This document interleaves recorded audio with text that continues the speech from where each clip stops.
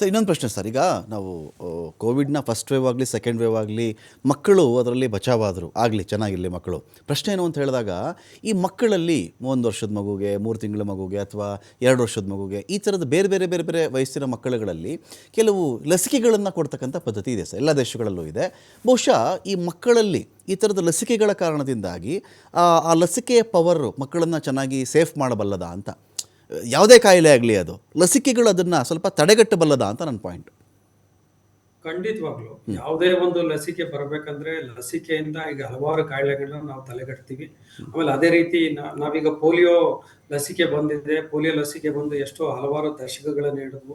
ಆ ದಶಕಗಳಿಂದ ಪೋಲಿಯೋ ಬರುವಂತ ಏನ್ ಕೇಸಸ್ಗಳ ಸಂಖ್ಯೆ ಗಣನೀಯವಾಗಿ ಕಮ್ಮಿ ಆಯ್ತು, ಎಫೆಕ್ಟ್ ಕೂಡ ಕಮ್ಮಿ ಆಯ್ತು. ಈಗ ಹಲವಾರು ದೇಶಗಳಲ್ಲಿ ಪೋಲಿಯೋ ನಿರ್ಮೂಲನ ಆಗಿದೆ. ಅದೇ ರೀತಿ ಹಲವಾರು ಏನು ನಾವು ಒಂದು ಇಮ್ಯುನೈಸೇಷನ್ ಶೆಡ್ಯೂಲ್ ಅಂತ ಹೇಳ್ತೀವಿ, ಹುಟ್ಟಿರೋ ಮಕ್ಕಳಿಂದ ಹಿಡಿದು ಅವರಿಗೆ 5 ವರ್ಷದ ಮಕ್ಕಳು, ಆಮೇಲೆ 5ರಿಂದ 10 ವರ್ಷಕ್ಕೆ ಅಪ್ ಟು ಏನು 12 ಇಯರ್ಸ್ ವರೆಗೂ ನಾವೊಂದು ಅವರಿಗೆ ಹಲವಾರು ಲಕ್ಷ ಲಸಿಕೆಗಳನ್ನ ಕೊಡೋದ್ರಿಂದ ಖಂಡಿತವಾಗ್ಲೂ ಹಲವಾರು ಕಾಯಿಲೆಗಳಿಂದ ಅವ್ರನ್ನ ಏನು ತಡೆಗಟ್ಟಬಹುದು, ಪ್ರಿವೆಂಟಿವ್ ಅಂತ. ಅಂದ್ರೆ ಲಸಿಕೆಗಳಲ್ಲಿ ಸಾಮಾನ್ಯವಾಗಿ ಇನ್ನೊಂದು ಇಂಪಾರ್ಟೆಂಟ್ ಆಸ್ಪೆಕ್ಟ್ ಏನಂದ್ರೆ, ಒಂದು ಲಸಿಕೆ ಕಾಯಿಲೆ ಬರೋದನ್ನ ತಡೆಗಟ್ಟುವಂತ ಒಂದು ಲಸಿಕೆಗಳಿರುತ್ತೆ.